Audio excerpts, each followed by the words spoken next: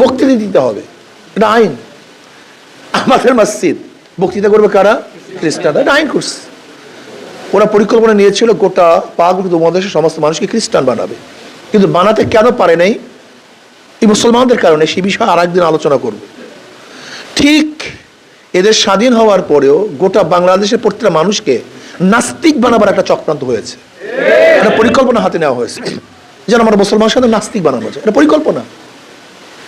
আপনি বইগুলিতে দেখছেন যে দি অরিজিন অফ ম্যান, মানুষের আদি উৎস কি, এই বিষয়ে গবেষণা চলতে পারে, গবেষণা হতেই পারে।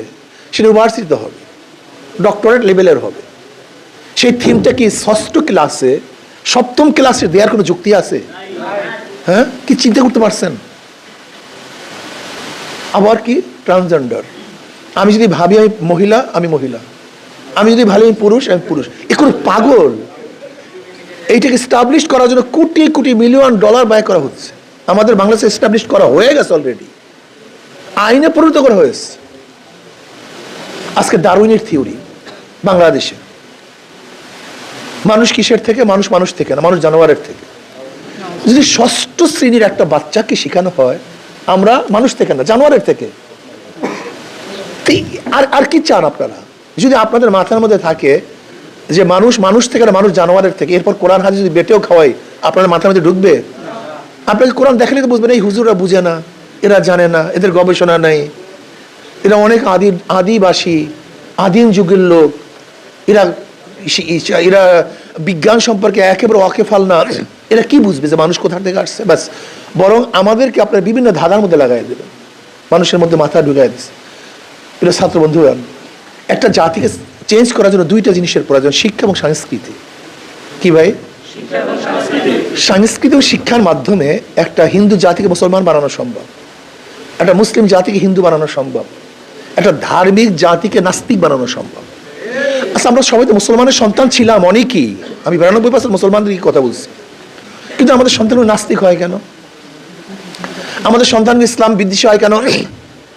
এমনকি অনেক ছাত্র একসময় নামাজ পড়তো ছোটবেলায়, কিন্তু এই পরিবেশে আসার পরে সে নামাজ পড়ে না। কি কথা ঠিক না? আছে কি নাই? এর কারণটা কি? এই শিক্ষা সংস্কৃতি। ঠিক ওরা দুইটা জিনিসের মধ্যেই আমাদেরকে ধ্বংস করার চক্রান্ত করছে, শিক্ষার মধ্যে, সংস্কৃতির মধ্যে। শিল্প সংস্কৃতির বই আছে, আপনারা দেখবেন ষষ্ঠ সপ্তম অষ্টম ক্লাসে, শিক্ষা ও শিল্প সংস্কৃতি। এর মধ্যে হীন এমন কোনো বেহায়াপনা নাই যা দেওয়া হয়নি। একটা মেয়ে কিভাবে ড্যান্স দিবে, একটা ছেলে কিভাবে ড্যান্স দিবে, গায়ে হলুদের ড্যান্সটা কিভাবে হবে, বিয়ার ড্যান্সটা কিভাবে হবে, কর্ণাটকের ড্যান্স কিভাবে, দিল্লির ড্যান্স কিভাবে, ভারতের বাংলাদেশের ড্যান্স কিভাবে, হাতটা কিভাবে ঝুলাবে, কোমর কিভাবে নাচাবে, ডাইরেক্ট চিত্র, শুধু চিত্র সহ না, এটা প্র্যাকটিক্যাল দেখাতে হবে। এটা পড়ার পরে, আঁকার পরে আবার প্র্যাকটিক্যাল নেচে গিয়ে দেখাতে হবে। আমাদের বাংলাদেশ এই সংস্কৃতি চালু করছে। আপনি কি দেখেছেন আমাদের বইয়ের মধ্যে কি লেখা, কি শিক্ষা দেওয়া হয়? একটা মেয়ে প্রথম ছেলের হাতটা কিভাবে ধরবে, প্রথম অ্যাপ্রোচটা কিভাবে করবে, তাকে কিভাবে আয়ত্তে নিয়ে আসা হয়, ব্যাপারটা এরকম সুন্দর মতো হাতে কলমে। এটা হাতে কলমে না সহ, এইটা আবার প্র্যাকটিক্যাল দেখাতে হবে ওস্তাদের সামনে। আপনি কি চিন্তা করতেছেন? একটা যুবতী মেয়ে বড় হওয়ার পরে তার কি কি আলামত, কি কি চিহ্ন, কি কি পরিবর্তন, এটা পড়ানো হচ্ছে। এমনকি মিন্স অফ প্রেয়ার, মিন্সের সময় তার কাপড়টা কিভাবে রাখবে, কোথায়, এইটাও পড়ানো হচ্ছে। আপনি চিন্তা করতে পারছেন? আমাদের বইয়ের মধ্যে, আমাদের টাকার বই। একটা জাতিকে ধ্বংস করার পরিকল্পনা কি দেখছেন?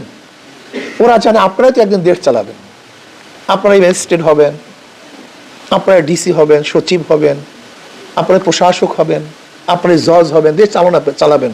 কিন্তু আপনাদের মাথাটা যদি নষ্ট করে যাওয়া যায়, ধ্বংস করে দেওয়া যায়, তার জাতিকে ধ্বংস করতে আর কোনো যুদ্ধের প্রয়োজন আছে? আমাকে বলেন তো, বোমার প্রয়োজন আছে? ব্যাস। এই শিক্ষা এবং সংস্কৃতির মধ্যে আমাদেরকে ধ্বংস করার চক্রান্ত চলছে। আজকে মুসলমানদের ইতিহাসকে, আজকে মুসলমানদের ইতিহাস বিকৃত করা হচ্ছে। আজকে তিতুমির ইতিহাস, সুলতান মাহমুদ গজনবীর ইতিহাস, আজকে মুসলমানদের সমাজ শরিয়াতুল ইতিহাসকে সন্ত্রাসবাদ হিসাবে আমাদের দেশের ইতিহাসে দেখানো হচ্ছে। আমাদের বিজয়কে কি বলছে? এটা দখলদারি। আমাদের বিজয়কে কি দেখানো হয়েছে? আমরা দখল করছি জোর করে আমাদের দেশের ইতিহাসে। আপনি চিন্তা করতে পারছেন? প্রিয় ছাত্র বন্ধুগণ, নিজের পরিচয় ভুলিয়েন না। যে নিজের পরিচয় ভুলে যায় সে কিছুই করতে পারে না। আমার প্রথম পরিচয়টা কি? আমি বাঙালি, বাংলাদেশি, আমি আওয়ামী লীগ, আমি বিএনপি, আমি জাতীয় পার্টি, আমি চরমোনাই, আমি অমুক, আমি তমুক। এইটি কি আমার প্রথম পরিচয়? আমার প্রথম পরিচয় মুসলমান। ইন্নানি মিনাল মুসলিমিন, ইন্নানি মিনাল, এটা আমার ফার্স্ট পরিচয়। আগে পরিচয় ঠিক করেন, আগে আপনার উদ্দেশ্য ঠিক করেন, পরিচয় ঠিক করেন, তারপর সামনে কদম বাড়ান। আপনি কি ইসলাম বাদ দিয়ে দল করবেন না ইসলামকে রাখিয়া দল করবেন? এখন প্রশ্ন এখানে, আজকে আপনি ইসলামকে বাদ দিয়ে দেশ করবেন না ইসলামকে নিয়ে দেশ করবেন? আপনি কি ইসলামকে বাদ দিয়ে চাকরি করবেন না ইসলামকে নিয়ে চাকরি করবেন? আপনি ইসলামকে বাদ দিয়ে সংসার করবেন ইসলামকে নিয়ে সংসার করবেন? এখানে প্রশ্ন। যদি আমি মুসলমান হই, আমার ইসলাম আগে, সব পরে। আর ইসলামকে বাদ দিই, তাহলে সব আগে, ইসলাম পরে। আগে চাকরি ঠিক, ইসলাম পরে। আগে দেশ ঠিক, ইসলাম পরে। আগে আমার পেট ঠিক, ইসলাম পরে। আমার সংসার ঠিক, ইসলাম পরে। আর যে ব্যক্তি প্রথম ইসলামকে প্রায়োরিটি দেয়, তার ইসলাম আগে, সব পরে। আমার মা পরে, ইসলাম আগে। আমার বাবা পরে, ইসলাম আগে। আমার সন্তান পরে, ইসলাম আগে। আমার ব্যবসা পরে, ইসলাম আগে। আমার দেশ পরে, ইসলাম আগে। আগে সেন্সকে ঠিক করেন। আপনি কি করতে চান? উদ্দেশ্যটা কি? দেখেন, বাজপেয়ী ভারতের প্রাইম মিনিস্টার আমাদের দেশে ছিলেন, কোট টাই পরে না ধুতি পরে? মনে নাই অনেকে? আপনাদের মনে হয় তো অনেকের জন্ম হয় না তখন।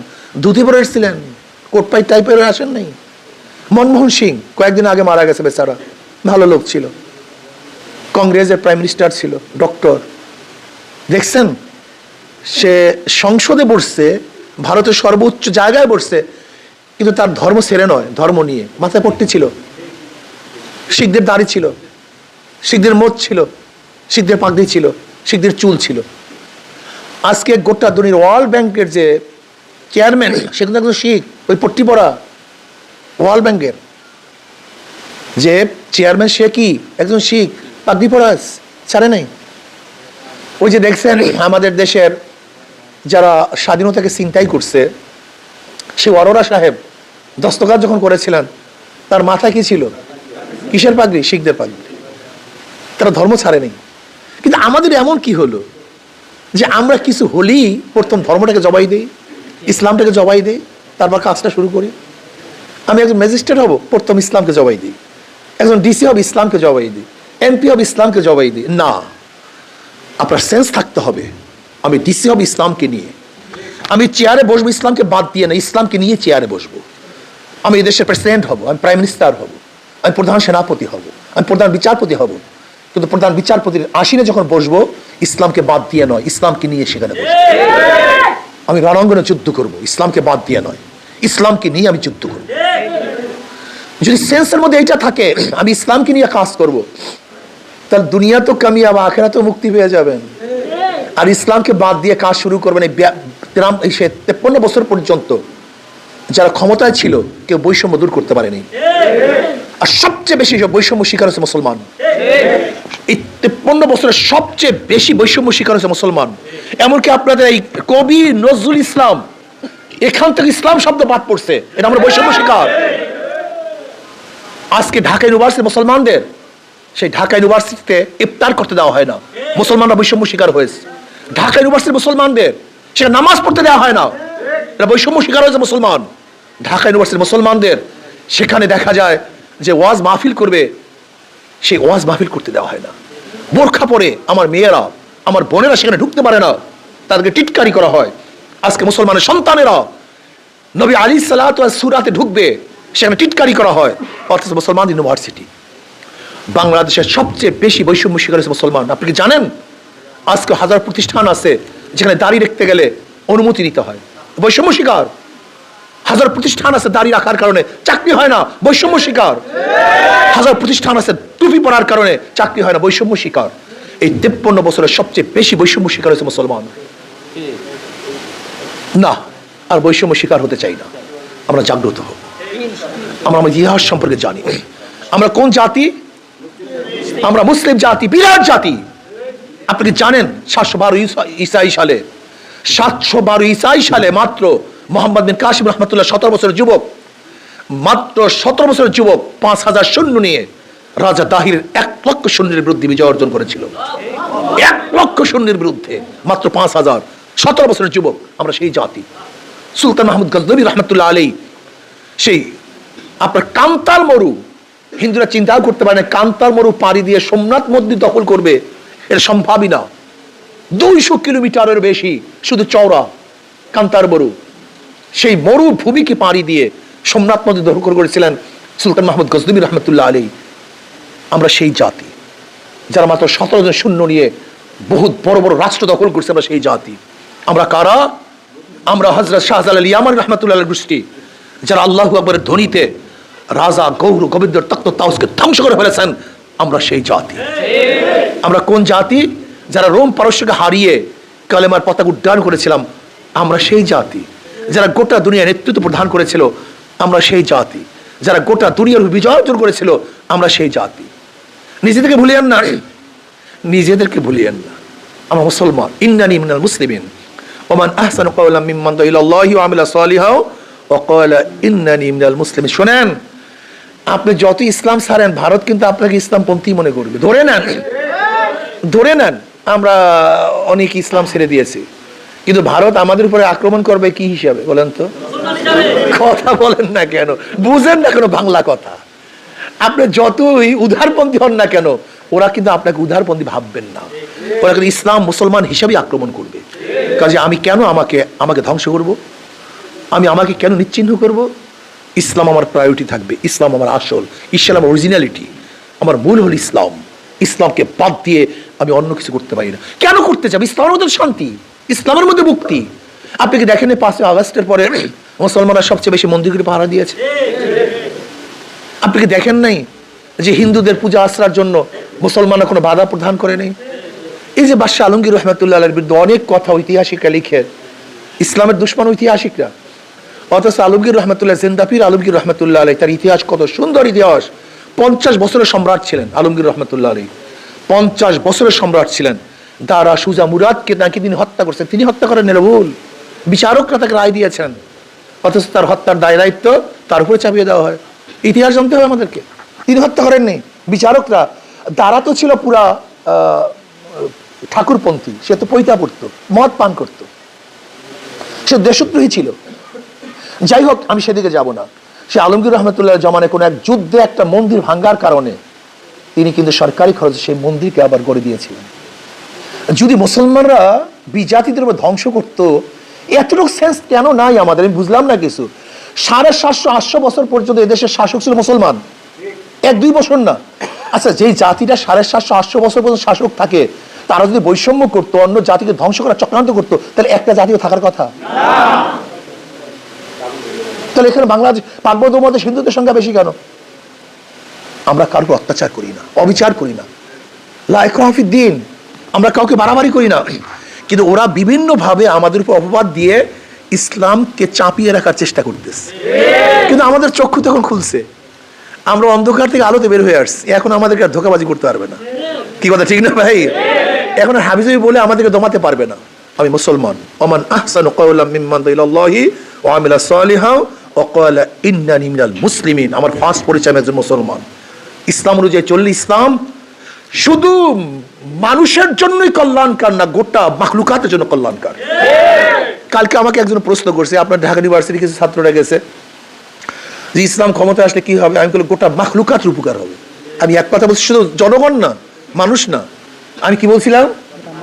গোটা মাখলুকাত উপকৃত হবে, গোটা মাখলুকাত। কিভাবে?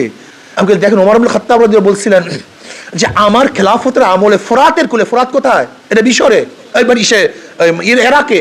ফোরাত কোথায়? ইরাকের মধ্যে। ওমর ইবনে খাত্তাব বলছেন কোথায়? মদিনা, কোথায়? ইরাক।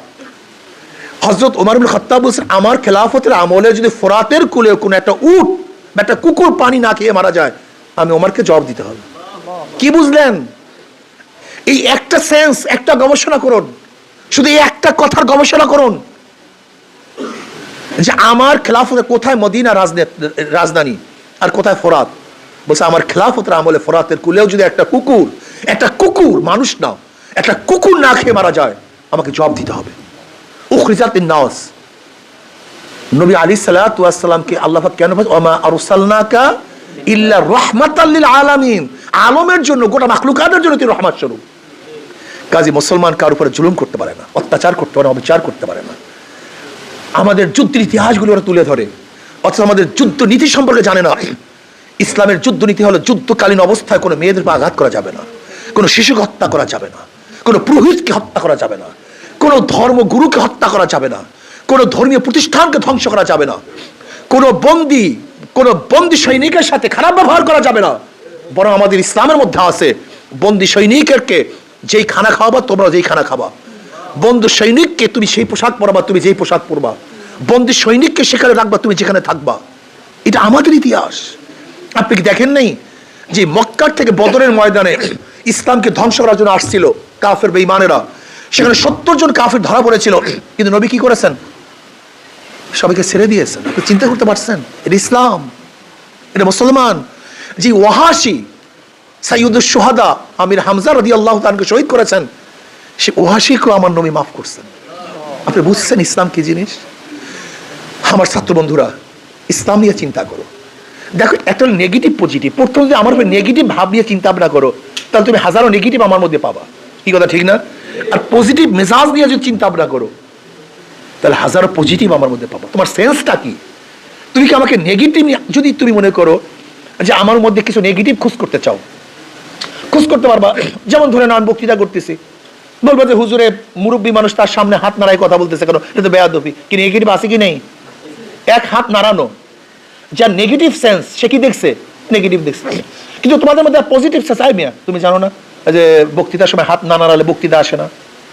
একই হাত নাড়ানো, সেন্স দুই দরকার। যার নেগেটিভ সে নেগেটিভ পেয়েছে, আর যে পজিটিভ একই হাত নাড়ানো। অর্ধ কাপ চা, যেখানে ঠিক থাকে অর্ধেক কাপ চা নিয়ে আসছো, আর যে পজিটিভ অর্ধপূর্ণ, একই অর্ধেক কাপ চা, কিন্তু সেন্স ভিন্ন।